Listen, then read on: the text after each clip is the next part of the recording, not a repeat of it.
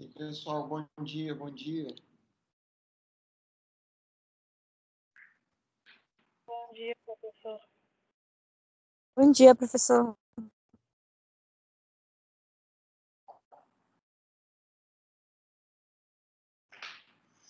Como é que está o portal para você? Está aparecendo já alguma coisa?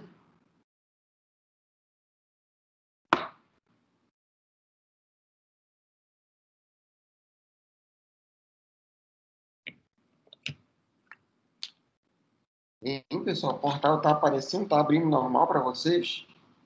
Aparecendo todas as disciplinas? Sim, no meu deu pra erro. mim tá.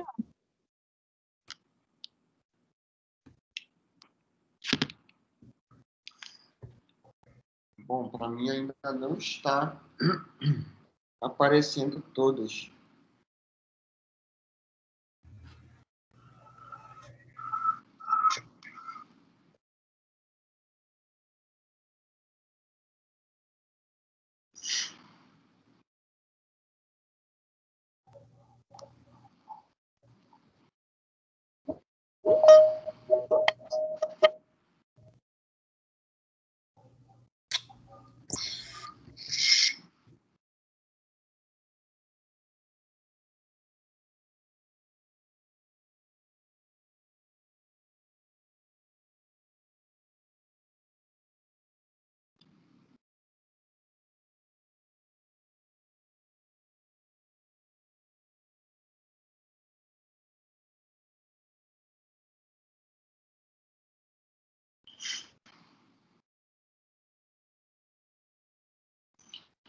Então, vamos começar a aula de hoje, beleza? Deixa eu colocar, deixa eu dividir a tela aqui.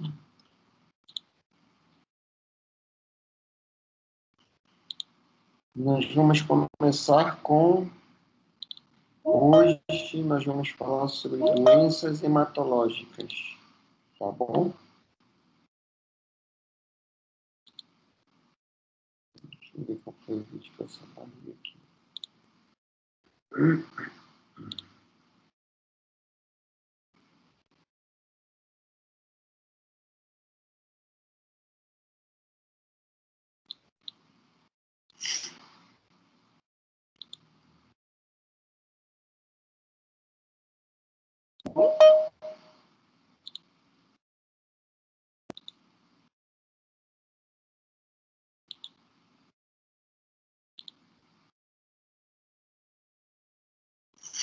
Pronto, estão vendo a minha tela aí? Sim. Beleza. Então, se a gente vai falar sobre doenças do sangue, é importante a gente dar uma passada, mesmo que seja rápido, para começar a introduzir o assunto, sobre quais são os constituintes celulares do nosso sangue, para a gente poder falar de três anormalidades, duas anormalidades que são bastante específicas do nosso sangue e que não são tão raras de serem encontradas dentro da clínica odontológica, tá? Se preparem, porque vocês vão encontrar, nem que seja um paciente em toda a vida de vocês, né? Com certeza vão encontrar mais de um, mas no mínimo um vocês vão encontrar, tá? Então, estão vendo a minha tela aí, tá? Então, isso aí seria as células do sangue e suas funções, uma visão rápida. Esse vídeo está disponível lá no YouTube, com esse nome aí, tá? Então, olha lá. O eritrócito seria a célula mais evoluída para o desempenho biológico. 90% do seu conteúdo é composto pelo sistema M. Desculpa. São hemoglobinas para transportar o oxigênio para todo o nosso organismo. Olá? Não tá aparecendo a tela para mim. Não tá? Para o restante está aparecendo ou não? Sim. Pra mim tá. Pode ser alguma coisa da internet. Se para alguns está aparecendo, para outros não. Deixa eu diminuir, tirar do zoom e voltar para o zoom. Talvez altere. Vamos ver. Agora Vê se apareceu, professor. Obrigada. apareceu agora. Beleza, então. Vamos sinalizando aí essas coisas que aí a gente vai tentando resolver, né? Tá bom? Então, aqui seria uma fotomicrografia de como que seria o eritrócito, ok?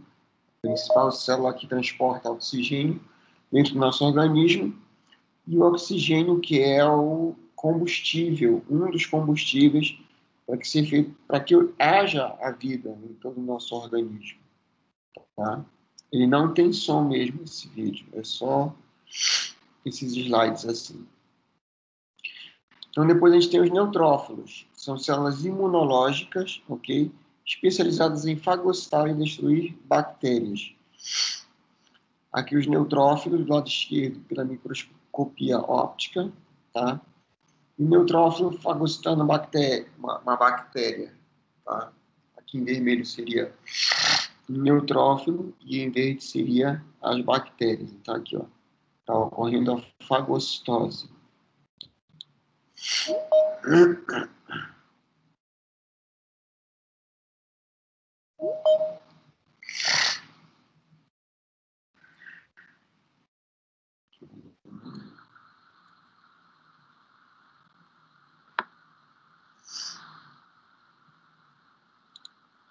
Aqui a célula eosinofílica.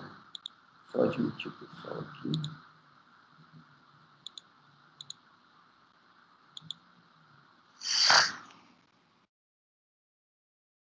Então, ó, os eosinófilos também fagocitam as bactérias e, além disso, bem como produtos da degradação da fibrina também. A fibrina ela é formada a partir da coagulação, da resposta a algum ferimento, a alguma lesão tecidual, tá? A fibrina. Então, aqui a microscopia óptica de eosinófilo, e eosinófilo visto por microscopia eletrônica de varredura também, aqui neste caso, do lado direito.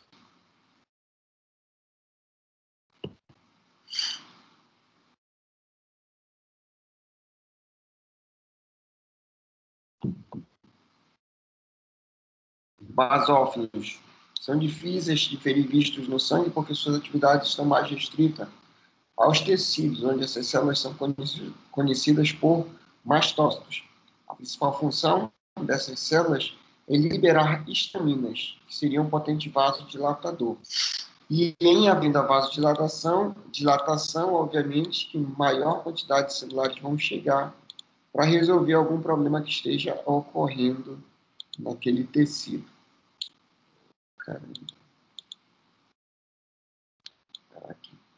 Aqui o basófilo, aqui, e o mastócito ou basófilo liberando histamina para que ocorra alguma resposta imune nesse nosso hospedeiro. Já os linfócitos, né, são células imunológicas também muito mais especializadas. E aí existem vários subtipos, né, linfócito T, CD8, né, linfócito T, CD4 e outros subtipos também. Cada um com uma função específica. Tá? Normalmente, os linfócitos eles vão se aderir ao antígeno, nesse caso aqui reconhece uma célula tumoral como antígeno, ok? Para poder apresentar uma receita de bolo de como que o sistema imunológico deve realmente funcionar frente a esse antígeno. E normalmente os linfócitos estão mais ligados a vírus, ao combate de vírus, do que bactérias.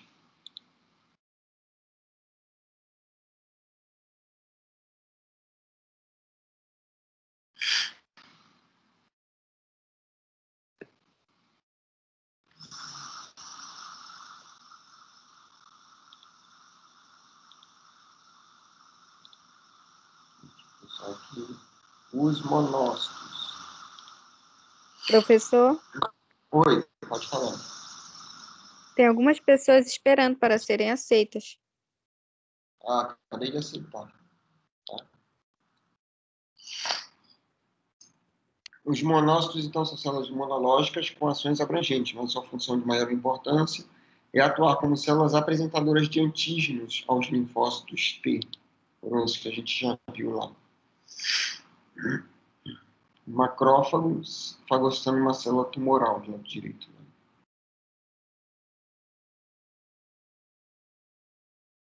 Aí as plaquetas, que são células mais utilizadas para reparar a agressão tecidual. Tá?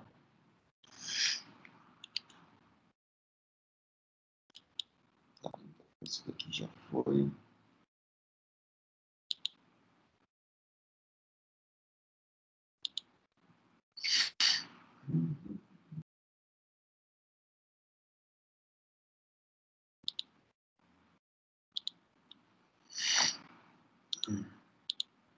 Só colocar a apresentação na tela.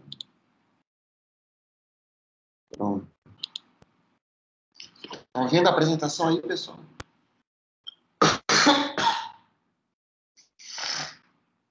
Sim. Para mim ainda não apareceu. E agora se vai aparecer.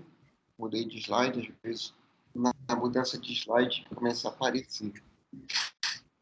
Eu vou sair e entrar, que ainda não apareceu.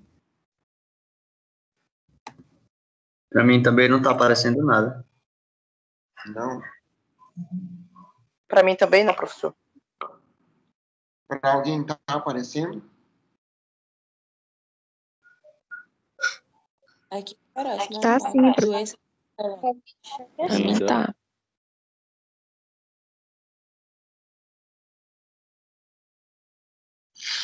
Às vezes, quando a gente fica mudando o slide assim, aí parece que atualiza.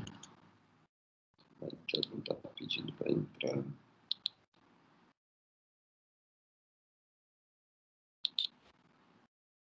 Agora apareceu.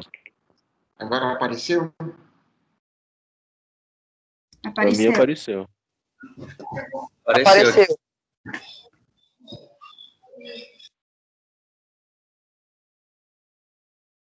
Está aparecendo em tela cheia?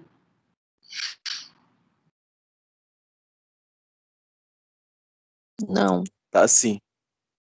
Não. Agora para mim sumiu. Parece tradução.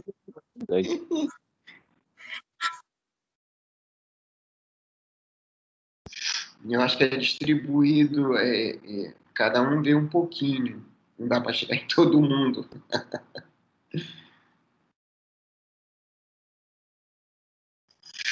Então, é um slide que está escrito o seguinte, ó. As hemopatias hemorrágicas, ou seja, são deficiências, são distúrbios do sangue, né? Nesse caso aí, do derramamento exagerado de sangue. Por isso, hemopatias hemorrágicas.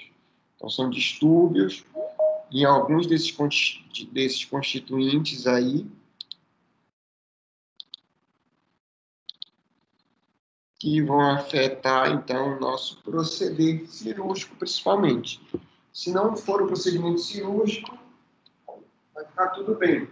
Né? Mas no caso da gente precisar de um procedimento cirúrgico, aí já vai ter que ter uma atenção mais, cuidado a mais com esse paciente.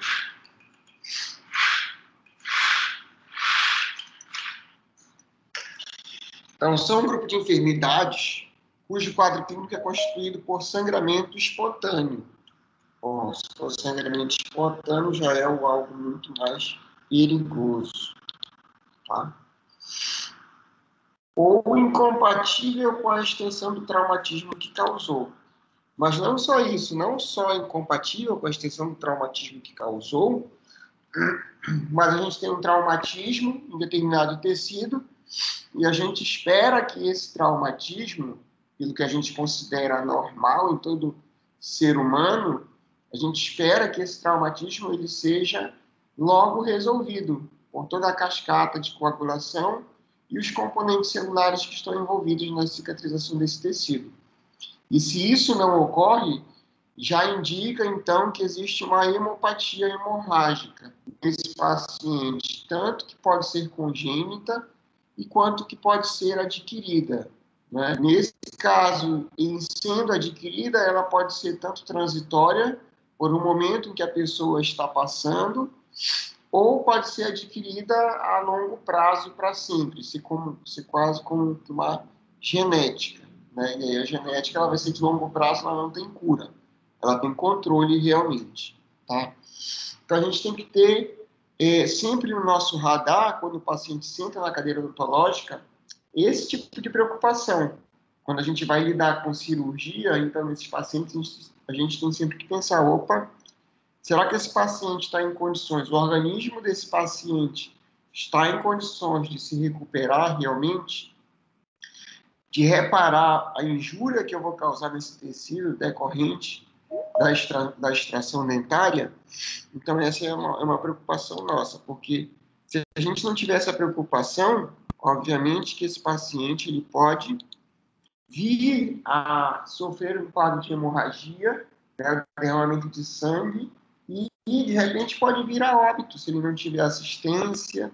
Então é muito grave, é muito perigoso isso para a gente, para os pacientes que a gente lida hoje em dia, né?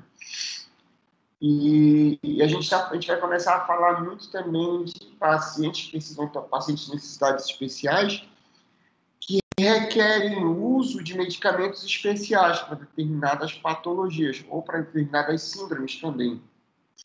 E a gente vai ver que esses medicamentos eles atuam de forma negativa na cascata de coagulação ou funcionam como antiagregante plaquetário também. Então, mais ainda, a gente vai ter que ter esse olhar para esse paciente, tá? Mudei de slide, tá aparecendo para vocês aí? Está escrito leucemia em cima.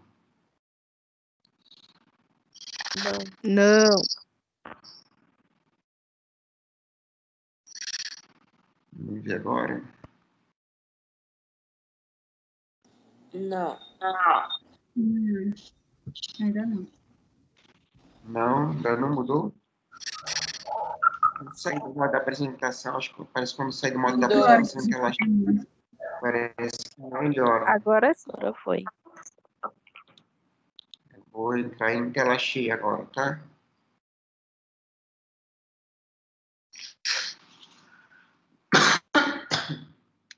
Então, aí a leucemia.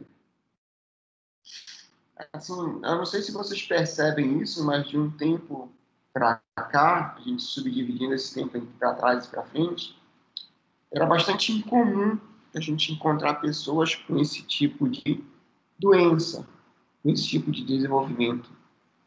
Mas hoje em dia parece que cada família tem pelo menos um doente de leucemia, né? Que já passou pelo tratamento, está bem, ou que passou pela leucemia e veio a óbito. Não sei se vocês têm essa percepção hoje em dia, tá? Ou não sei se é porque eu estou ficando mais velho também, eu começo a me aproximar mais dessas pessoas doentes, porque eu já estou ficando doente, né? Não sei. Mas, enfim. A leucemia, que é um grupo de doenças malignas, complexas e diferentes entre si, caracterizado pela produção excessiva e progressiva de leucócitos, que surgem no sangue em forma imaturas. Afeta cerca de 13 em 100 mil pessoas todos os anos, sendo o tipo linfótico crônico mais comum, atingindo principalmente os idosos. Na leucemia, o crescimento de leucócitos é desordenado e independente, sendo que estes perdem suas funções com frequência, levando o paciente a óbito. Então, o que acontece na leucemia? Tem uma parte do exame hematológico, mais especificamente da série branca, que cuida das células de defesas, e aí vão nos dar aqueles referenciais lá de linfócitos, neutrófilos, eosinófilos, basófilos. Então, eles são os principais da série branca, ok?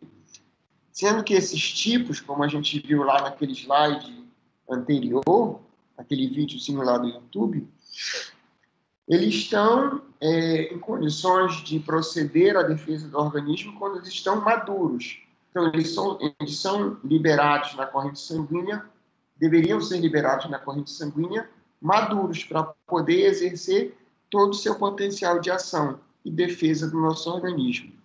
por algum motivo, que não se sabe ainda ao certo o que ou por que também isso acontece, essas células de defesa, uma delas ou mais subtipos dela, são lançados na corrente sanguínea de forma imatura, ou seja, muito jovens ainda não completaram sua formação de fato. Por exemplo, os linfócitos que está aí, linfócito crônico, ou seja, seria uma quantidade de linfócitos que deveria ser lançado de forma madura, saudável na corrente sanguínea, que por algum motivo não é lançado de forma sanguínea. Então, um exemplo fictício, para a gente entender. 100 linfócitos seriam lançados na corrente sanguínea, de 24 em 24 horas, por exemplo, 100 linfócitos maduros, para poder suprir as nossas necessidades de defesas imunológicas, de defesa humoral, mais especificamente. Por algum motivo, a medula óssea, ela solta 50 maduros e 50 imaturos, ok? Então, a gente tem, no final das contas, o doente tem, no final das contas, somente 50 células aptas a fazer defesa do seu organismo. As outras 50 não ficam aptas a fazer defesa do nosso organismo. Ou seja, por esse exemplo simples, mas que já dá para a gente começar a entender dessa forma, o grau de defesa desse organismo cai pela metade, cai em 50%. Tá? Então, não raras vezes, esses pacientes eles são suscetíveis a infecções oportunistas, né? Ou seja, bactérias e fungos que já viviam dentro dessa pessoa, mas que estavam em homeostase, né? Não manifestavam nenhuma doença, por conta dessa deficiência de linfócitos ou de qualquer outra célula de defesa, e começa a proliferar. E aí forma a candidíase, a candidose, de repente pode eclodir novamente uma tuberculose nesse paciente, ou mesmo a sífilis, e assim por diante. Então, por isso que é tão danosa a leucemia nesses pacientes, dependendo do tipo de leucemia que esse paciente tenha, né? Deu para entender isso daí, pessoal, de forma geral? Sim. Sim. Sim. Mudei de slide de novo. Gostei do modo de apresentação, parece que vocês atualiza mais rápido para vocês. Atualizou? Sim. Sim. Ok. Então, o diagnóstico da leucemia é dado pela identificação de células hematopoéticas anormais no sangue periférico e na medula óssea, mais especificamente, que é onde essas células da série branca são produzidas também. As principais formas de leucemia diferem segundo os autores. Alguns, como Neville, informam serem os 4 tipos: mieloide aguda ou mieloide crônica, a linfóide aguda ou a linfóide crônica. Outros, como Schaeffer, informam serem 3 tipos de leucemia: a mieloide, a linfóide e a monocítica, sendo que esses 3 tipos podem ainda ser modificados pelo curso da doença.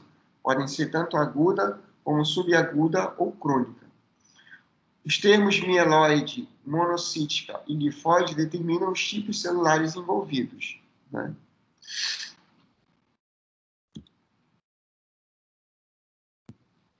E aí a gente vem para outro tipo de doença, que seria a hemofilia. E o tratamento da leucemia seria o transplante, dependendo do tipo de leucemia que esse paciente tenha, ok? E a tratamento com os quimioterápicos também, ou mesmo até a radioterapia em alguns casos, para esses pacientes.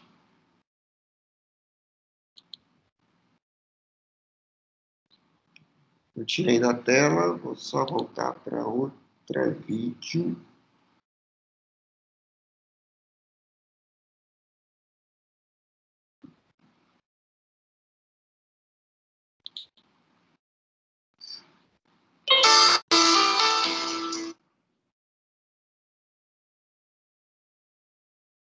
Só botar um vídeo aqui.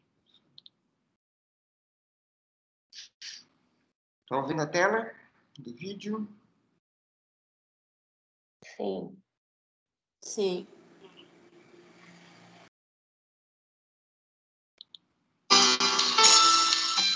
Sai o áudio do vídeo, tá saindo? Você já ouviu falar em hemofilia?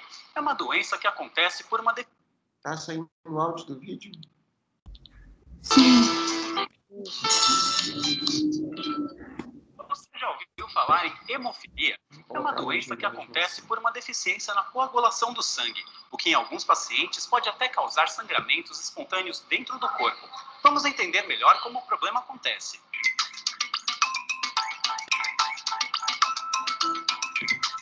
A doença é hereditária.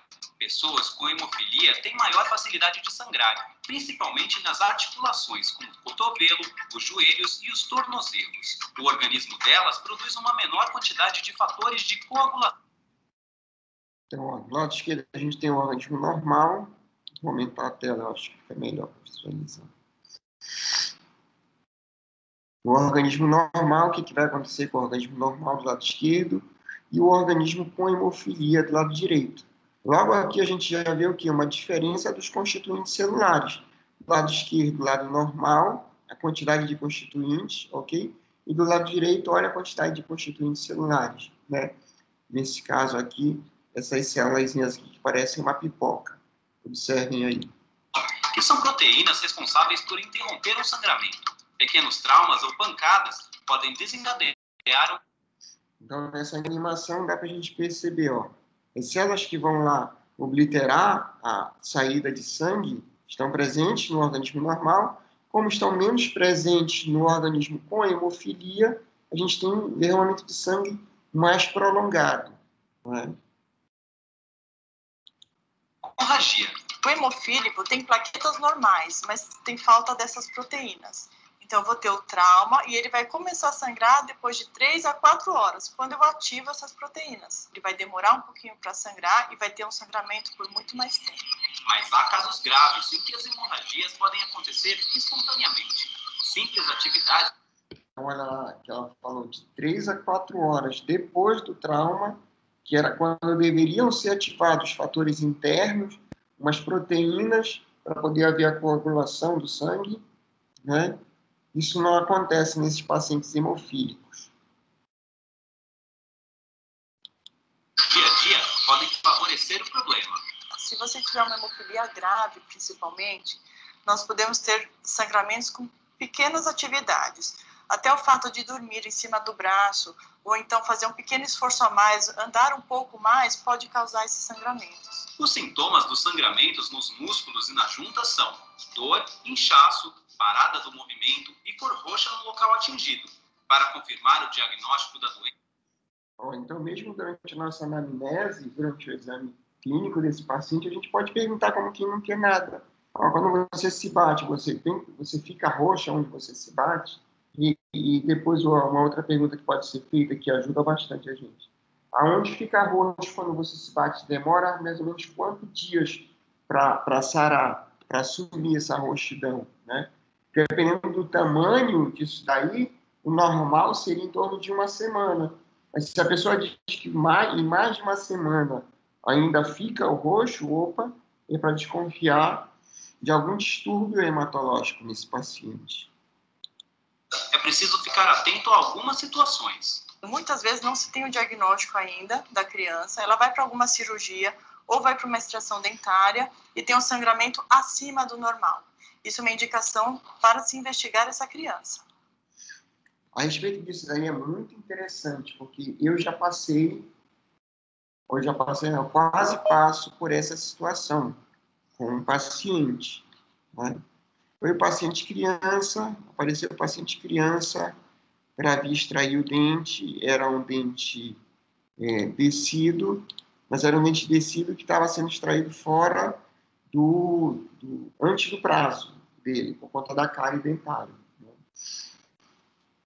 Isso foi logo no começo, quando eu comecei a atuar. E aí eu não fiz as perguntas de praxe, não, como é o dente de leite e tudo, estava um pouco inflamado na região.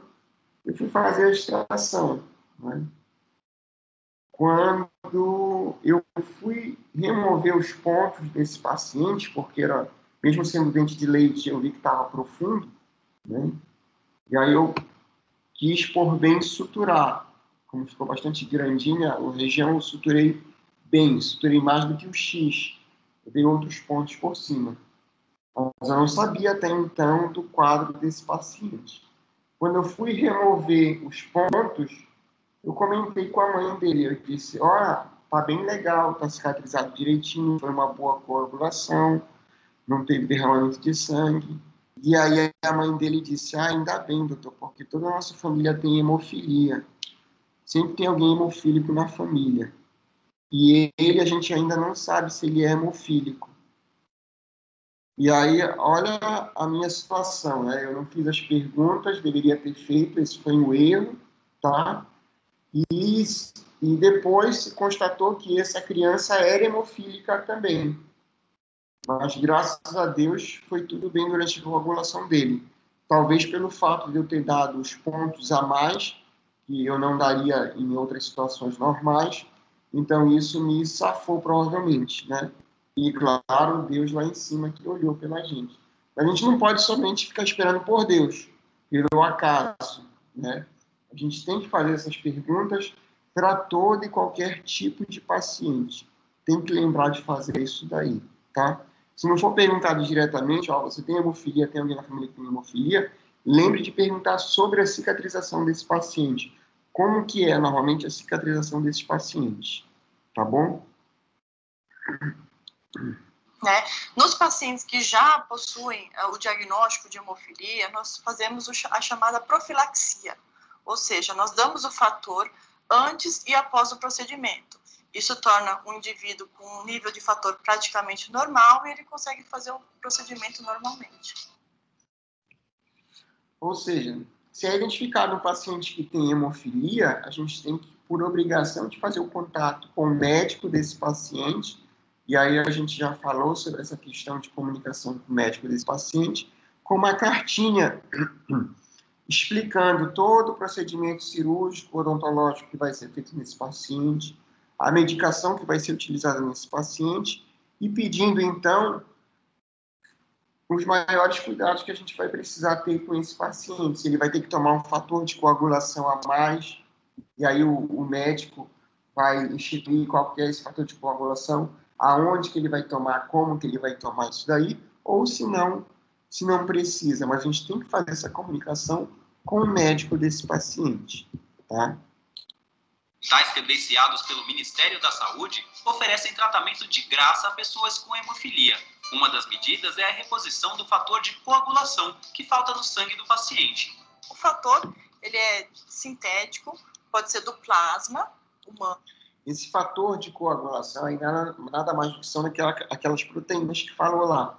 O paciente ele pode ter uma contagem normal de plaquetas, mas se não houver o fator de coagulação, que são essas proteínas que vão dar início a essa coagulação, que a gente chama de cascata de coagulação, não vai haver a coagulação, por mais que ele tenha tijolos suficientes, digamos assim.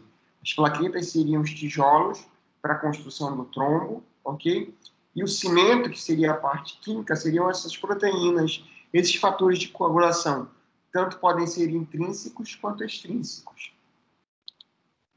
Né? Que vem da doação de sangue, ou pode ser feito exclusivamente em laboratório, tá? E é separado esse fatorzinho, que é essa proteína do sangue. E aí eu dou diretamente esse fator que falta no paciente que tem algum sintoma. Para saber mais sobre hemofilia, acesse minhavida.com.br.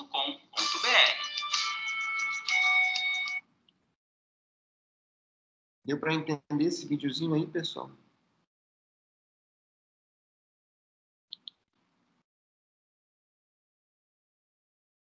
Sim, professor. Oi, alguém falou? Desculpa.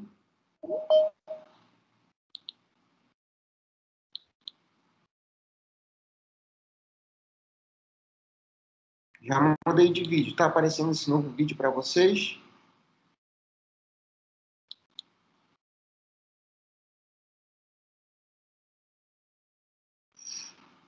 Tá aparecendo. Professor, uma pergunta. Pode falar. somente vai dar para saber qual anestésico ou alguma coisa que vai fazer interação durante a cirurgia com esse paciente após a conversa com o médico em relação aos medicamentos que ele toma, alguma coisa assim? Ou já dá para a gente ter uma ideia? Se o paciente confirma para a gente que ele é hemofílico, então já dá para a gente ter uma ideia a respeito, sei lá, da quantidade de anestésico ou um anestésico certo para ser tomado e até mesmo os medicamentos para dor, alguma coisa assim, analgésicos, anti-inflamatórios. Já entendeu a pergunta? Faz Sim, sentido? entendi. Ok. Faz sentido, sim. Faz sentido, sim. Em relação ao anestésico, não tem por que a gente se preocupar em relação à quantidade e em relação ao tipo de anestésico que a gente vai utilizar nesse paciente hemofílico, tá?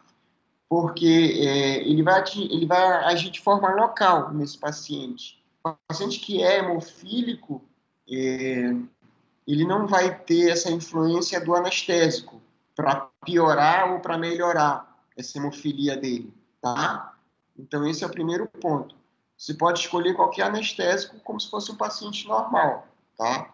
O cálculo da dose anestésica vai ser feito conforme o peso desse paciente também. Então, para o anestésico, a gente olha esse paciente como se fosse um paciente normal, tá? E aí, tanto faz usar lidocaína ou mifacaína, tudo isso daí, tá? Em relação ao vasoconstritor também, tanto faz utilizar um como o outro, isso daí é inespecífico, você vai escolher de acordo com o tempo de cirurgia que você vai fazer, tá?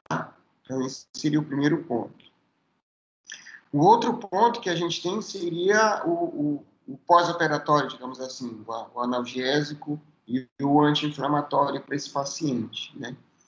A gente sabe que do estudo dos anti-inflamatórios não esteroidais, eles são antiagregantes plaquetários, naturalmente. Então, isso já seria um ponto contra a gente prescrever esse tipo de anti-inflamatório para o paciente. Então, o mais acertado seria prescrever o anti-inflamatório corticosteroide para esses pacientes, tá? Do ponto de vista de inflamação. Já para analgesia, existem alguns estudos, alguns autores dizem que a dipirona teria esse fator de antiagregante plaquetário. Então, já não seria tão indicado mais a dipirona, tá? E aí mais o paracetamol realmente como analgésico para esse paciente. E os antibióticos não. Os antibióticos, basta checar se nenhum desses antibióticos eles têm interação medicamentosa com o medicamento que esse paciente toma. E aí a gente tem que ver qual que é o medicamento que esse paciente toma, qual é o medicamento que esse paciente faz uso. Dependendo do medicamento que ele faz uso, a gente vai ler a bula desse medicamento, vai ler a bula do antibiótico que a gente precisa prescrever. A gente pensa em prescrever para esse paciente e ver se não tem nenhuma interação medicamentosa com um e com o outro. Isso aí é bem específico de cada paciente, realmente, conforme o medicamento que ele toma. Tá bom? Poxa, professor, muito obrigada. Nada.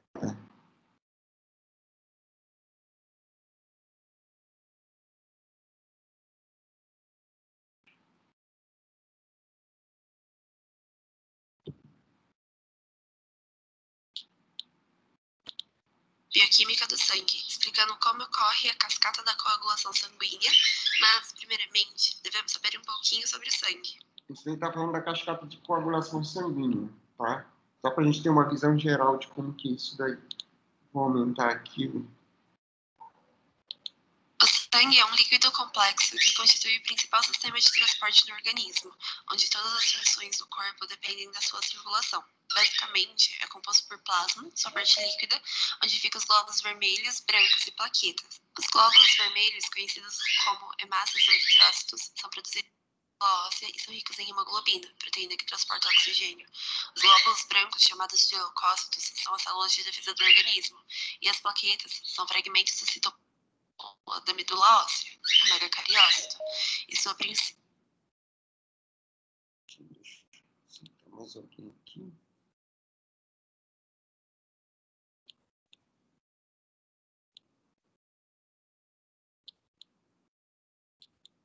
plaquetas são fragmentos do citoplasma de uma célula da medula óssea, cariócito, e sua principal função está relacionada ao processo de coagulação sanguínea. Agora que aprendemos sobre o sangue, vamos falar sobre a hemostasia. É a interrupção da perda sanguínea e só ocorre quando o processo de coagulação é adequado. Para que aconteça a hemostasia, deve haver uma lesão em algum vaso sanguíneo, atingindo o endotélio, que é o interior deste vaso. Vamos imaginar O endotélio aí é o tecido que reveste a luz dos vasos sanguíneos. Tá? em que um cachorro entra em uma briga e sai machucado. O rompimento de vasos sanguíneos leva a uma hemorragia. Dentro desses vasos sanguíneos rompidos, existem proteínas chamadas fatores teciduais, que caem sobre as plaquetas, que são ativadas. Neste momento... Então, esses fatores teciduais é que vão ativar as plaquetas. De nada adianta ter a quantidade normal de plaquetas se não houver, como eu falei, esses fatores teciduais, que vão dizer para o organismo, opa, tem alguma coisa errada aqui acontecendo, o tecido foi lesado, é preciso conter esse derramamento de sangue. Tá? Essa agregação plaquetária e vai indo em direção à lesão, fazendo um tampão para impedir a hemorragia. Mas as plaquetas ainda podem se soltar, porque são estruturas individuais, então é formada uma estrutura de trombo. O fígado, quando é avisado da hemorragia, começa a produzir várias proteínas, os fatores da coagulação. Eles são lançados inativos na corrente sanguínea e quando chegam ao local da lesão, um vai ativando o outro. Por isso é denominado cascata da coagulação. Para que ela ocorra, precisa da presença de cálcio e da vitamina K. Tem 3 vias: intrínseca, extrínseca e comum. A via intrínseca é ativada pelo contato do sangue com o colágeno da parede vascular traumatizada, onde o fator 12 é ativado, que ativa o fator 11, que ativa o fator 9 e leva à ativação do fator 8. Isso daí é só gravar, pessoal. Até hoje, isso daí tem que gravar, realmente. Tem que fazer um esquemazinho desse daí e aí gravando fator por fator. Porque, como ele falou lá, a gente tem uma cascata e aí um vai ativando o outro, tá? A via extrínseca é iniciada pela lesão vascular, onde ocorre a ativação do fator 7. O fator 7, juntamente com o fator 8, dão início à via comum, que é a ativação do fator 10, que vai converter a protrombina, fator 2, em trombina, fator 2 ativado. A trombina converterá o fibrinogênio, fator 1, em fibrina, fator 1 ativado. Assim, formando a rede de fibrina, que é lançada sobre o tampão plaquetário. Depois, o fator 13 estabilizará a fibrina polimerizada. Para que não volte a ter hemorragia, deve haver a reparação tecidual, que acontece por mitose. Só então pode-se dissolver esse coágulo para um processo chamado fibrinólise, realizado pela enzima plasmina. E os produtos dessa degradação são fagocitados.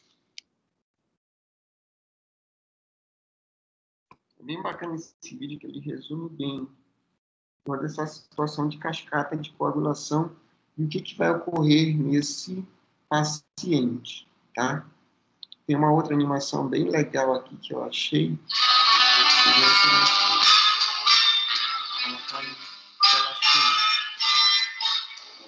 Tá aparecendo para todo mundo aí? E agora? Demora.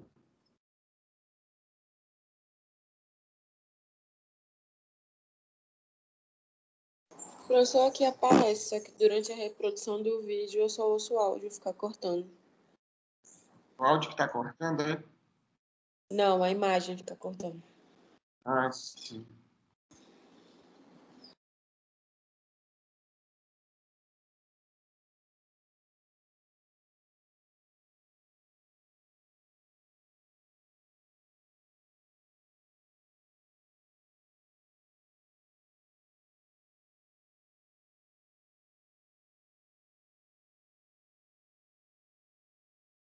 Começar a reproduzir.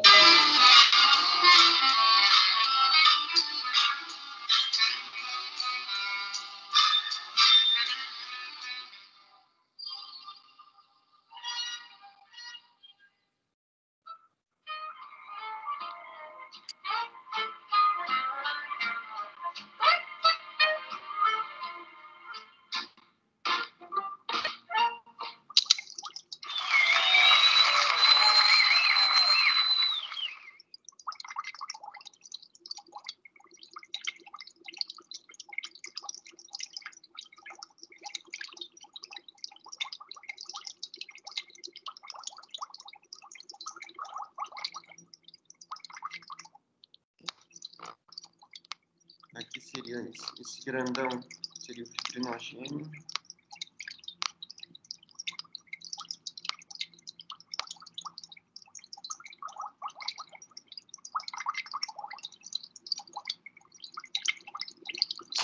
Professor, não sei se é só para mim, mas não está rodando o vídeo, só está aparecendo o áudio. Quando eu coloco A mesma tela coisa cheia, para mim. sim, eu tirei da tela cheia e vou voltar o vídeo, embora descer.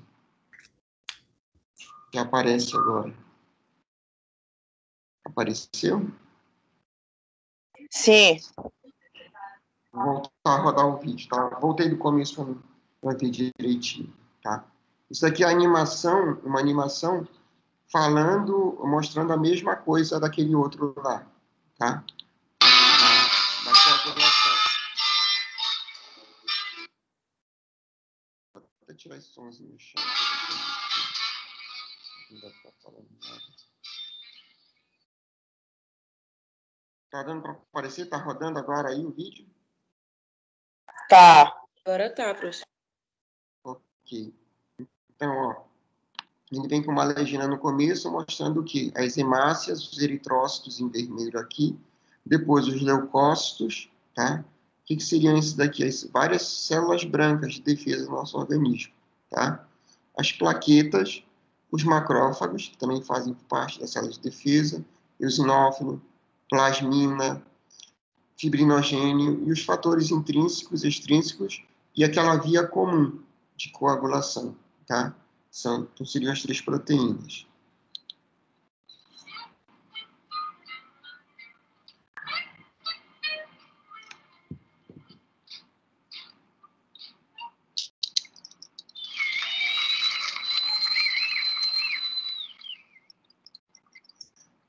Aí a circulação normal, eritrócito, todos circundantes no plasma sanguíneo.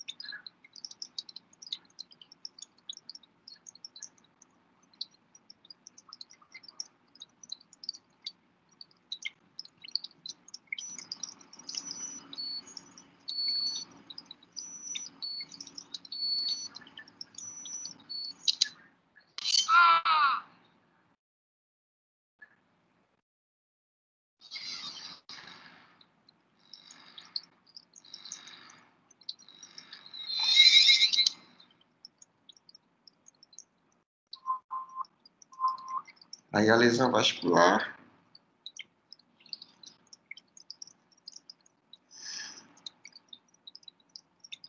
E aí o endotélio começa, não apareceu aí na animação, mas o endotélio ele precisa se comunicar, dizendo que há uma lesão aqui, que há algo de errado aqui nessa parede. E aí sim as plaquetas começam a grudar, a formar o trombo para evitar o derramamento de sangue, tá?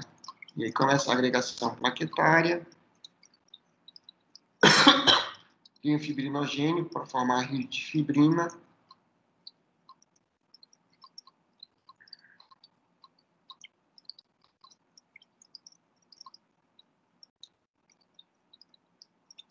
E aí os fatores de coagulação, aqueles 3 que a gente percebeu lá, eles têm que se unir, né? Seria esse o esquema, para poder formar o trombo realmente, para poder maturar esse trombo, né? Seria a via intrínseca, a extrínseca e a comum. Por dentro de tudo isso aí está ocorrendo a reparação tecidual. Ali por meio de mitose, o organismo está reparando a luz desse tubo, seria o vaso sanguíneo. E aí a plasmina vem para destruir o coágulo e expor a nova parede lá, novinha, né? E os restos disso aí são fagocitados por macrófagos e eosinófilos na corrente sanguínea. Bem legal essa animação para a gente entender de forma simples como é que se dá o processo de reparação.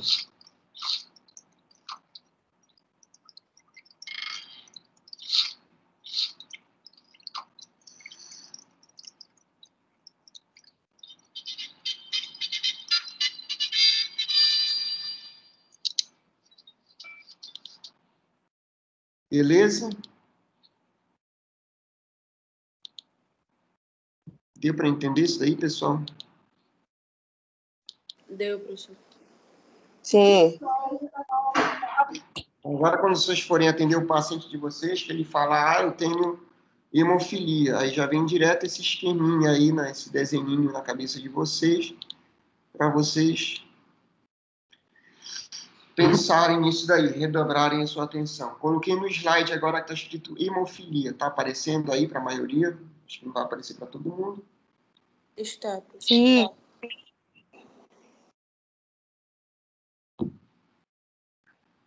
Então, o que seria hemofilia? É uma doença hemorrágica de transmissão hereditária, de traço recessivo, ligada ao sexo, quase que exclusivamente limitada a homens. Raros os casos que ocorrem entre as mulheres. Apresenta-se sobre duas formas, a hemofilia A e a hemofilia B. Existe também a hemofilia C, tá? Então, cada tipo de hemofilia é caracterizada por uma deficiência em algum daqueles fatores de coagulação, daquela cascata de coagulação. Então, a hemofilia A é a deficiência do fator 8, hemofilia B, deficiência do fator 9, e hemofilia C, deficiência do fator 11. Tá? Ambas podem ser leves, moderadas ou graves, dependendo da concentração dos fatores existentes. Então, não é que tenha ausência, mas é deficiência, ok? E aí, dependendo do tipo de hemofilia desse paciente, o médico vai prescrever um ou outro fator de coagulação a mais e a dosagem desse fator de coagulação. Mas isso daí depende única e exclusivamente do médico, não é a nossa área de atuação. A gente tem somente que fazer a anamnese, perguntar, entender como é que se dá, o que se dá essa hemofilia e ter os cuidados necessários. Tá? Mudei de slide. Dá para aparecer aí? Sim, professor. Então, a hemofilia A, que seria a hemofilia clássica e a mais comum também. Né? A ausência ou deficiência do fator 8, que é a globulina anti-hemolítica, é um distúrbio ligado aos genes do cromossomo X. As mulheres carregam caracteristicamente o traço, mas não a doença. A doença se manifesta principalmente nos homens. Então, as mulheres vão levar também essa doença, mas não se manifesta nas mulheres. Normalmente, elas passam para os seus descendentes e o homem é o que é mais afetado, grandemente afetado por esse fator por essa deficiência nesse fator de coagulação. Já a hemofilia B, que é chamada de doença de Christmas, deficiência do fator 9, que é o componente tromboplástico do plasma, também está associada ao cromossomo X, porém a deficiência é carregada tanto pelo homem quanto pela mulher, sendo sua incidência variável. Aí já é mais comum a hemofilia do tipo B nas mulheres. E a hemofilia C, que é a síndrome de Rosenthal, deficiência do fator 11, seria o antecedente ao tromboplastínico do plasma. É determinada por gene autossômico recessivo, seria não ligada ao X. Portanto, manifesta-se em homens e mulheres e pode não estar associada à tendência de sangramento. É a mais rara das hemofilias e tem pouca relação com o nível plasmático do fator 11. A sintomatologia e as manifestações clínicas da hemofilia. Então, na hemofilia A e na B é a mesma, com presença de sangramento. Professor, Oi. você já passou depois do slide da hemofilia A, porque travou aqui no ar. Travou? Trocou agora. Trocou. Tá. Então, quando eu vou passar de um slide para o outro, acho que eu tenho que minimizar e maximizar novamente. Para poder atualizar, eu acho. Agora trocou, né? Sim, agora trocou. Na hemofilia A e na B, a manifestação clínica e a sintomatologia é a mesma, com a presença de sangramento lento, persistente e desproporcional em relação ao trauma. Presença, então, de hematomas, onde não deveria ocorrer hematomas, logicamente, hemartroses, que seriam o derramamento de sangue nas junções, nas junturas do nosso corpo, e as hemorragias na cavidade oral, que seriam essas daí, falando de forma espontânea, a gengiva sangrar do nada, entre aspas, né? A nasal e a do pescoço. Hemorragias do sistema nervoso e hematúria também. A hematúria seria a pessoa urinar sangue, tá? E, obviamente, que quanto mais presença desses sinais aí, pior vai ser a deficiência desse paciente. Então, mais alerta a gente tem que ficar, ok? Se a pessoa já está tendo derramamento de sangue anormal nas articulações, já é algo muito grave, as hemartroses. Na hemofilia C, existe a ausência de sintomas hemorrágicos significantes, e geralmente surge após um trauma somente. O sangramento se mostra prolongado em intervenções orais e pode ser a primeira manifestação de deficiência do fator 11. Tá? Geralmente a C ele aparece mais quando é provocado. E na A e na B pode aparecer também sem ser provocado, de forma espontânea. Mudei de slide. Deixa eu voltar aqui.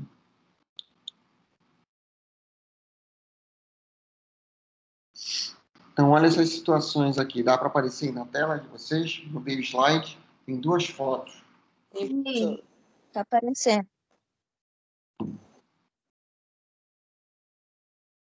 Ok.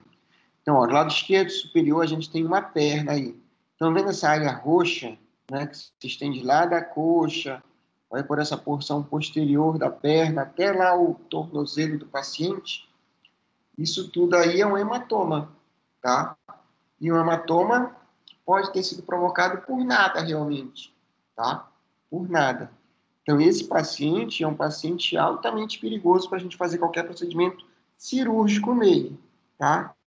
Ou mesmo o paciente pode ter batido, né? Ou até mesmo feito um esforço físico prolongado, um esforço físico demasiado nesses pacientes é danoso, pode provocar esse tipo de hemorragia, esse tipo de hematoma, tá? Então, na foto esquerda superior na perna do paciente e na foto direita inferior, a gente tem no tronco desse paciente, tá? De repente, isso daí é proveniente de uma queda, por exemplo. Então, no indivíduo que tem os fatores de coagulação normais, não ficaria assim desse jeito. Mas como esse paciente é um portador de hemofilia, e aí fica assim desse jeito, tá? Dessa forma. Então, para ver como que é bastante grave essas situações, tá? Mudei de slide novamente, pessoal.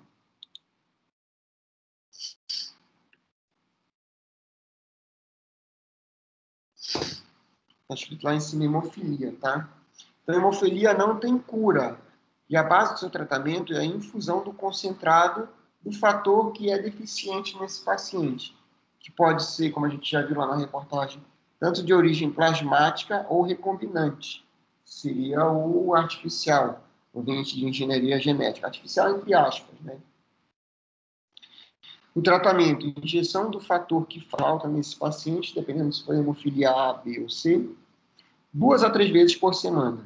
Não vai evitar todas as hemorragias, mas permitirá um menor número de hemorragias incontroláveis e diminuição das hemorragias intraarticulares, menor tempo de internações hospitalares e menor intensidade de dor nesse paciente.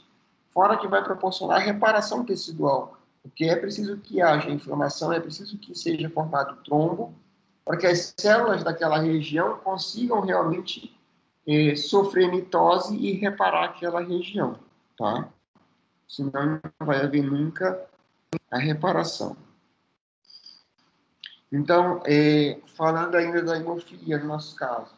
Então, o momento mais oportuno para que seja feito o tratamento cirúrgico odontológico desse paciente é logo após ele tomar esse fator de coagulação conforme o tempo que ele toma. Se ele toma uma vez no mês, dependendo do tempo espaçado que ele toma, ok? Ou mesmo se ele não toma isso daí, se ele controla apenas na dieta da alimentação, alguma coisa assim. E aí é preciso fazer o contato com o médico desse paciente para prescrever esse fator de coagulação deficiente nesse paciente. E aí o paciente toma esse fator de coagulação, dá 1 hora, 2 horas, aí sim vai para o procedimento cirúrgico odontológico, sabendo agora que tem uma cobertura a mais, uma segurança a mais. Isso não quer dizer, a gente não tem que se confiar somente nesse fator de coagulação, de pensar, não, ele tomou o fator de coagulação esse paciente, agora eu estou livre 100% da hemorragia por conta desse paciente hemofílico. Não, a gente não pode tentar pensar desse jeito. A gente tem que se precaver ainda mais. Ele tomou o fator de coagulação que ele precisava tomar antes, ok, foi um passo dado. Localmente, na cirurgia, eu vou prestar toda a assistência redobrada para esse paciente. Então, se normalmente eu fazia a extração, fazia somente um X externo nesse paciente, agora eu já vou preferir fazer uma sutura contínua nesse paciente, que é para obliterar ainda mais esse derramamento de sangue, não é? Já vou prestar uma assistência redobrada. Além disso, posso utilizar e devo utilizar nesses pacientes também agentes quimiotáticos para produzir a formação do trombo no alvéolo desse paciente, por exemplo. Então, eu posso utilizar o Hemospon, que seria a esponja de fibrina, eu posso utilizar a celulose oxidada regenerada nesse paciente, ou cera para osso, se eu for fazer uma osteotomia nesse paciente. Então, tenho que lançar mão desses recursos para me precaver ainda mais desse derramamento de sangue desse paciente. Então, vai desde o cuidado sistêmico com o paciente, que aí fica a cargo do médico, prescrever esse fator de coagulação deficiente para esse paciente, e o cuidado local durante a cirurgia. Tá entendido isso daí, pessoal?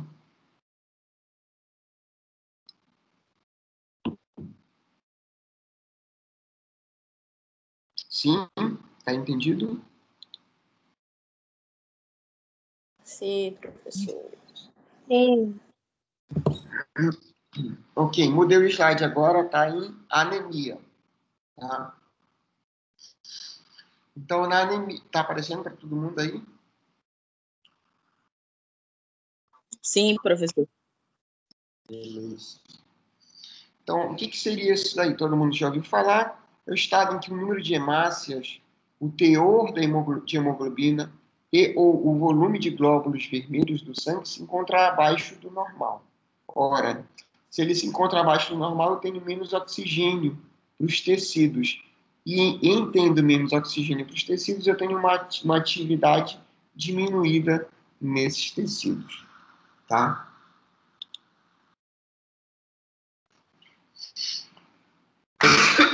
Mudei de slide de novo. As anemias podem ser causadas por deficiência de vários nutrientes, como ferro, que é o mais comum, zinco, a vitamina B12 e outras proteínas. Né? Porém, a anemia causada por deficiência de ferro, que é denominada anemia ferropriva, é muito mais comum que as demais. E aí estima-se que 90% das anemias sejam causadas por essa carência, por essa deficiência de ferro. O ferro é um nutriente essencial para a vida e atua principalmente na síntese das células vermelhas do sangue e no transporte do oxigênio para todas as células do corpo. Então, por que é tão importante o ferro no nosso corpo? A hemoglobina, que é a proteína presente nas hemácias que vai se ligar ao oxigênio, ela é constituída basicamente de ferro. Tá? E em não tendo ferro nessa hemácia, não vai haver o transporte de oxigênio. Então, por isso que é importante o ferro, para que seja constituída, para que seja construída realmente as hemácias, e é preciso esse prefixo M, né, nas hemoglobinas do ferro no formato ferroso, mais especificamente, para que haja ligação com o oxigênio quando esse sangue passar lá pelas vias pulmonares, que é onde ele vai ser oxigenado. Mudei de slide de novo. Geralmente se relacionam a alterações genéticas na fabricação do glóbulo vermelho, as hemácias, seja da membrana que dá forma ao glóbulo vermelho, seja das substâncias que estão em seu interior, como a hemoglobina e outras proteínas. Tá? Então, essa anemia tanto pode ser por conta da forma da hemoglobina, seria a anemia falciforme, mais especificamente, uma das mais comuns, né? Ou por conta da hemoglobina ou de outras proteínas que estejam presentes, nesse caso não estão presentes no interior da célula, da hemácia. Tá?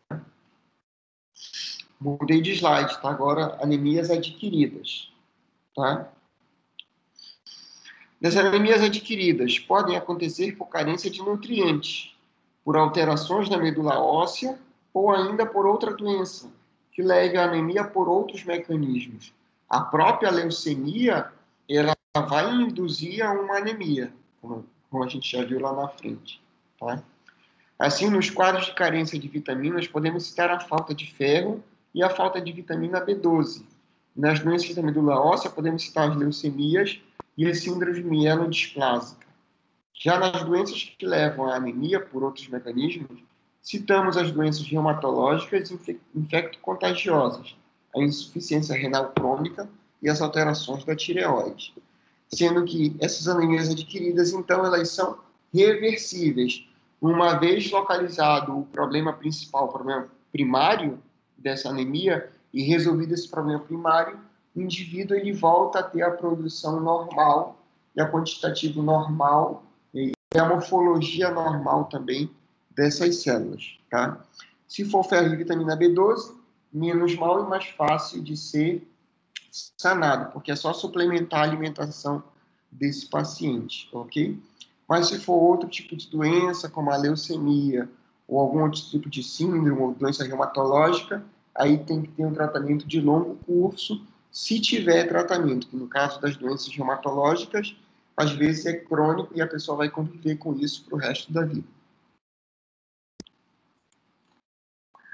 Mudar de slide. Mudei de slide, agora está lá em cima escrito tipos, tá? Então, um tempinho para aparecer para todo mundo.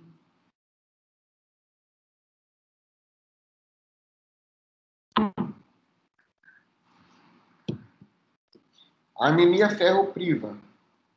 Tá? Isso que está aparecendo aí na tela de vocês.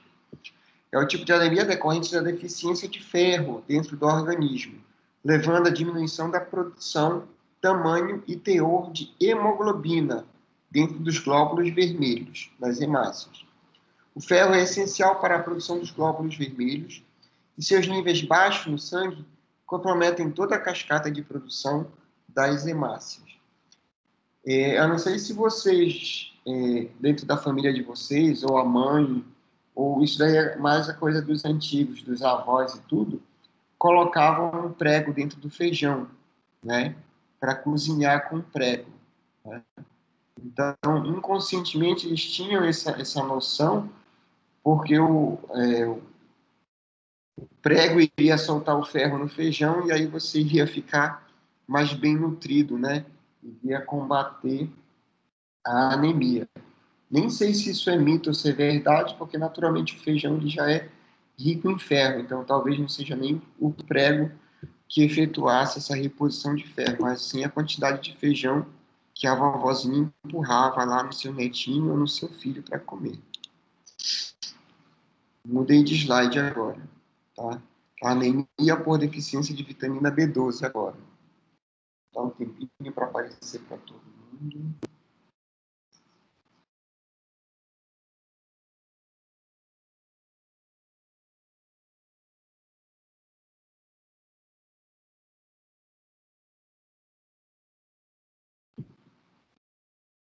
Então, anemia por vitamina B12. Tá? Ocorre uma baixa contagem de hemácias devido a pouca quantidade de vitamina dentro desse organismo. Anemias causadas por deficiência de vitaminas no geral são chamadas de anemia megaloblásticas. Já alguns tipos de anemias causadas pela deficiência da vitamina B12 são chamadas de anemias perniciosas. A deficiência de vitamina B12 pode resultar de uma dieta deficiente desta vitamina, que é encontrada principalmente nas carnes, ovos e leite. Esse é um problema muito comum em vegetarianos e veganos, tá? Tem alguém aí na turma que seja vegetariano ou vegano?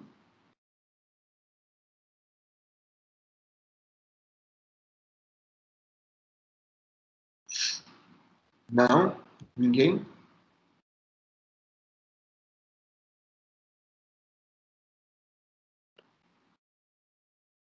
Não me deixem só, pessoal. Me ajudem. Professor, eu não sou. Você vai dizer não. Eu também não. Conhecem alguém que seja vegano? Só a Marcela que estudava com a gente. Eu não sei se esse semestre ela tá. Ela tá. Ela, então. Ela é vegana, Mas parece. que ela era ovo-lacteriana, uma coisa assim, não era? Mas vegetariana acho que Ovo-lácteo, não é? É, que assim exclui só alguns, né? Ou exclui só ovo e leite, ou pode comer só ovo e leite, alguma coisa assim, né? Existe esse pessoal aí. Mas se ela comia pelo menos ovo e leite, então ela já não tinha essa propensão a essa deficiência da vitamina B12. Né? Mudei de slide agora, pessoal. Escrito anemia hemolítica.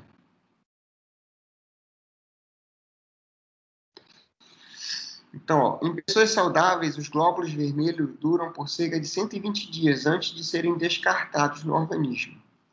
Então, na anemia hemolítica, esses glóbulos vermelhos eles são destruídos antes desse tempo normal, sem dar tempo, então, deles serem repostos pela medula óssea. Consequentemente, a pessoa ela vai ter uma deficiência, uma baixa contagem dessas hemácias circulantes. Então, a anemia hemolítica ocorre quando a medula óssea não é capaz de repor em quantidade suficiente esses glóbulos vermelhos que são destruídos antes do tempo. A anemia hemolítica também tem a sua forma autoimune, que ocorre quando o sistema de defesa do próprio organismo, o sistema imunológico, identifica por algum erro que seus próprios glóbulos vermelhos são corpos estranhos.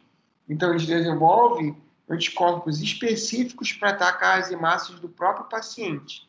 Então, vai destruir prematuramente essas hemácias, então isso é considerado uma doença autoimune, essa anemia hemolítica. E aí vai durar realmente durante um tempo. Né? Mudei de slide agora para anemia falciforme. Tá? Dá um tempinho para ver se aparece.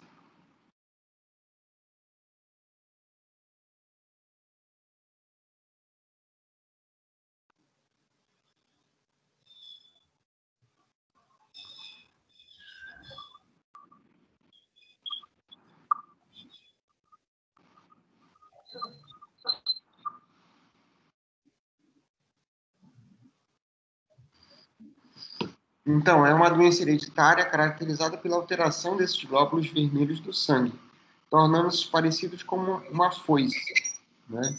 Então, é uma alteração morfológica dessa célula que está sendo formada. Daí vem o nome de falciforme, ou seja, em forma de foice.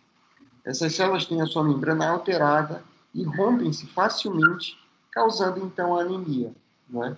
Porque não vai ter a quantidade suficiente de células circundantes, normais circundantes, e por conta dessa hemácia não conseguir carregar o oxigênio realmente. É importante não confundir a anemia falciforme com a anemia causada pela deficiência de ferro. Uma coisa é uma coisa, outra coisa é outra coisa. Mudei de slide, pessoal. Anemia aplástica agora. Isso daí é uma anemia rara, com risco de vida.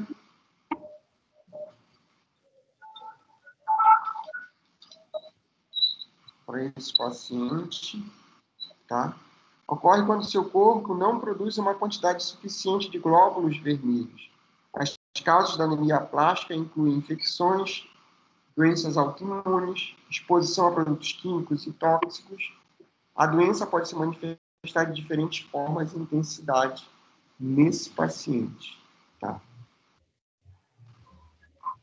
Mudei de slide para mais um tipo de anemia. anemia causada por outras doenças. Né? Algumas doenças podem afetar a capacidade do corpo de produzir esses glóbulos vermelhos.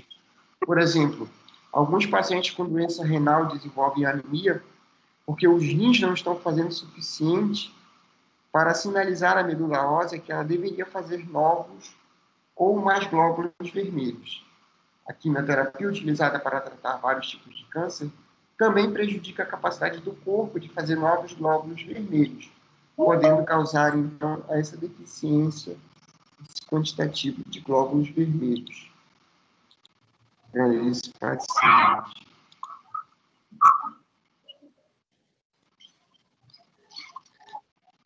Mudei de slide. Causas agora.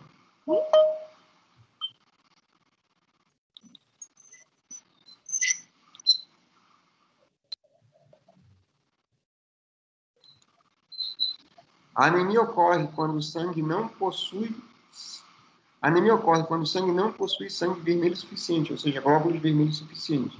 Isto pode acontecer se o corpo não produz células sanguíneas vermelhas suficientes.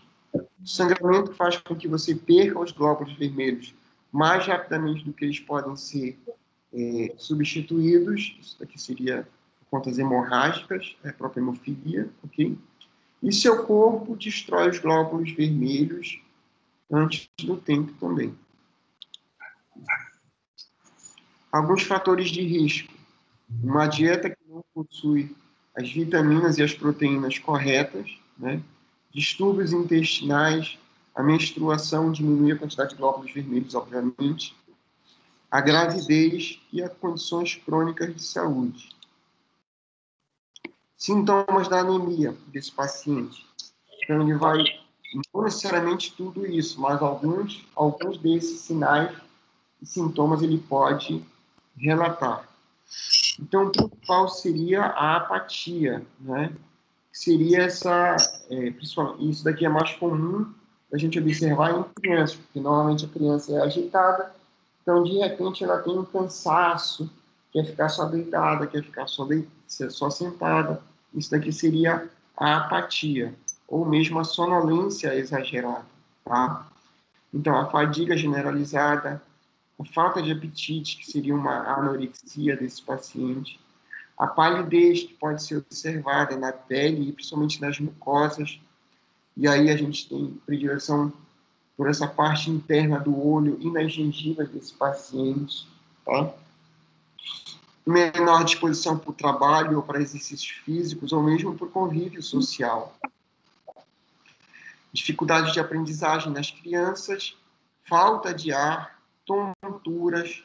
Isso daqui é bem comum também, a parte de tonturas nesse paciente, porque se não tem oxigênio chegando da maneira correta no cérebro, por conta da deficiência de glóbulos vermelhos, o cérebro tende a desligar, né? Ele tende a mandar o comando para o paciente que está sentindo tortura, e ele vai ter que sentar ou se deitar para chegar ao oxigênio da forma correta, da quantidade necessária para o cérebro. Dor no peito, mãos e pés frios e dor de cabeça também. Importante. Todo procedimento cruento em pacientes hemorrágicos deve ser acompanhado por um hematologista responsável, isso que a gente já comentou. Junto ao dentista, formulará o plano terapêutico e reposição, juntamente com os cuidados gerais que deverão ser aplicados em cada tipo de caso. Manifestações bucais, então. A gente tem a palidez da mucosa desse paciente, coloração amarelada dos tecidos também, atraso na erupção dos dentes do paciente, se for paciente pediátrico, transtornos na mineralização do esmalte da dentina. Oi, alguém está perguntando alguma coisa?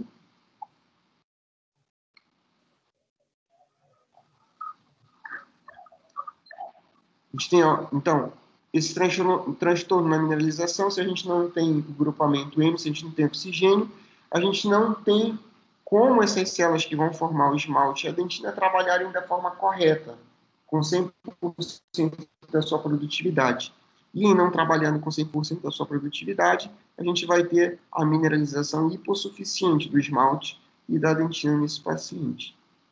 Alterações das células superficiais da língua, ou seja, a gente vai ter uma descamação muito mais acentuada dessas células da língua, da superfície lingual, e isso vai produzir ardência ou sensação de dor nesses pacientes, tá? As maloclusões, por conta das erupções ectópicas nesse paciente, anormais nesse paciente. A hipercementose, que seria o funcionamento anormal das células do ligamento periodontal, formando cemento em quantidades excessivas.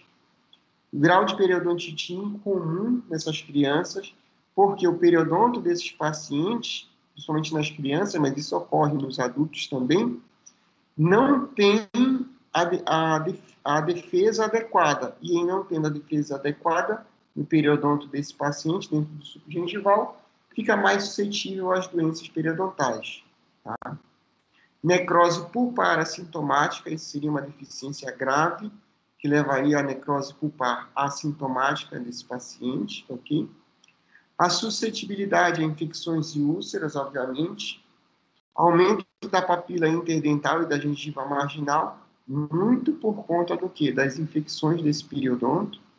Seria uma reação tecidual a essas infecções, aumentar o volume dessa gengiva, ok?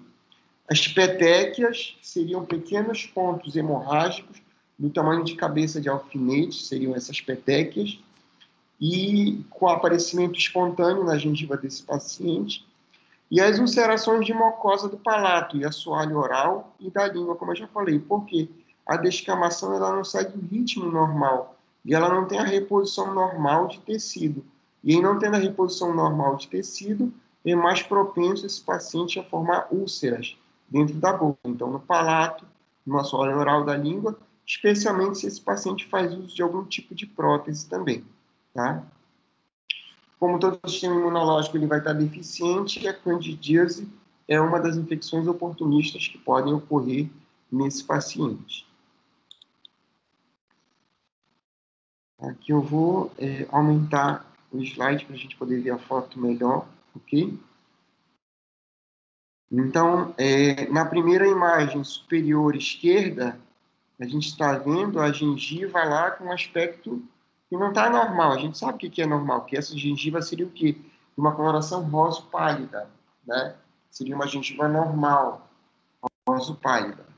Mas aí a gente tem uma gengiva excessivamente vermelha, né? Inflamada. Por conta de quê? Da anemia desse paciente, né? Pode notar, a mesma foto tanto ruim, mas a gente vê uma deposição de placa também na superfície vestibular desse paciente. Provavelmente essa gengiva deve sangrar muito facilmente e a papila interdental, principalmente entre os incisivos centrais e entre o central e o lateral, entre o 21 e o 22, você nota uma hiperplasia gengival também, né? Tudo isso decorrente da anemia. Do lado superior, ainda à direita, a segunda foto, seria a lateral da língua, a lateral esquerda da língua desse paciente. Então, aí a gente tem a ocorrência de uma úlcera traumática, não é? Por conta de que provavelmente esse paciente morde nessa região, mas a cicatrização ela não é normal por conta dessa anemia, né? E esse recorrente trauma pode até levar a um câncer na língua desse paciente. A gente já via até os bordos um pouco mais elevados, né? Na foto inferior à esquerda, a gente tem a candidíase, desenvolvimento da candidíase nesse paciente por conta da anemia, ok? Depois, na próxima foto, a gente tem a maloclusão, só representando a maloclusão desse paciente, né? Por conta de que se desenvolveu da anemia, tá? E a utilização do aparelho ortodôntico para fazer o tratamento. Obviamente que vai ter que ter um cuidado redobrado na utilização desse aparelho ortodôntico por esse paciente. O ortodontista vai ter que ter esse cuidado redobrado, porque já vai saber que a cicatrização desse paciente não vai estar da forma normal, então a produção de osso e a degradação de osso também não vai ser normal nesse paciente. Então o tratamento vai ter que se dar de forma muito mais demorada, muito mais lenta para esse paciente, né? Já que o periodonto desse paciente não está normal. Tem uma foto que surgiu agora, Acho que não vai aparecer para você, vou deixar assim, que é para poder aparecer. Seria a terceira foto em cima, do lado direito superior, tá? E aí, ó, por mais que o paciente tenha deposição de placa e tudo, o paciente com anemia, ele tem, então, tem essa deficiência nos fatores imunológicos presentes no periodonto. Então, são mais suscetíveis à doença periodontal, como está mostrando aí. E mesmo o lábio desse paciente, ó, como a gente tem pequenos pontos hemorrágicos, que são as petequias, no lábio desse paciente, tá?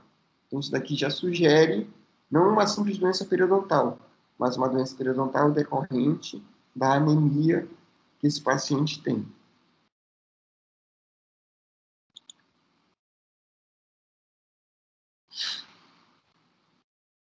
Essa parte de exames complementares eu vou deixar para a semana que vem. E aí já começo com outro assunto. Tá entendido até aqui, pessoal? Sim. Tá, professor. Sim. Sim. Beleza, então. Eu vou... Da semana passada, eu não me lembro se eu mandei o PDF da aula. Eu mandei ou não? Não. Porque o aluno não está pegando. Não, né? Então, eu vou mandar ainda agora. Eu vou mandar ainda agora para a Beatriz da aula passada e o dessa aula logo. Tá? Para vocês já irem acompanhando. Beleza? Então, por hoje é só, pessoal. Tenham uma boa semana e até segunda, tá? Se Deus quiser, a aula já vai estar funcionando, já vai ser muito melhor, tá? Ok, professor. Bom dia pro Ok, senhor. professor. Obrigada. Obrigada. Tchau. Tchau, tchau.